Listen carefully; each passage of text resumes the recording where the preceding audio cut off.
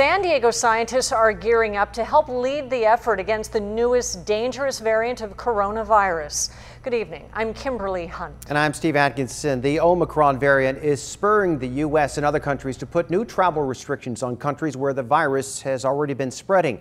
Our ABC 10 News anchor Derek Stahl goes in depth on the work our scientists are doing to study this new variant and how effective the vaccines will be against it. Researchers at the La Jolla Institute for Immunology have already started running detailed computer simulations on Omicron. Using the virus's genetic sequence, they've recreated the variant in their lab in fragments so it's not dangerous. We have a network of collaborators throughout the world, and we are rushing to not only generate this reagent for us, but also to ship them to them. Dr. Alessandro Setti says LJI hopes to start shipping these test fragments next week to labs in South Africa and other countries so they can start running their own experiments. Like many scientists, he thinks Omicron can likely escape some number of antibodies produced by our vaccines.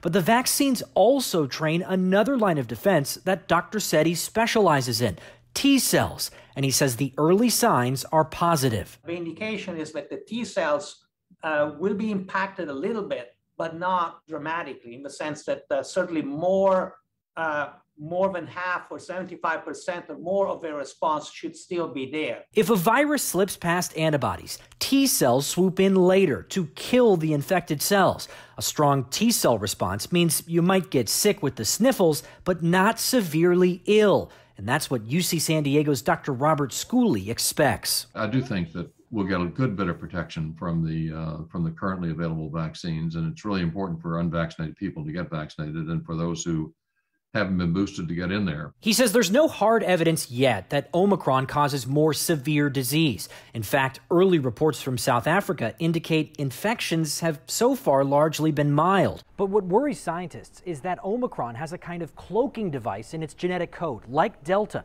which allows the virus to hide from the body's early defenses.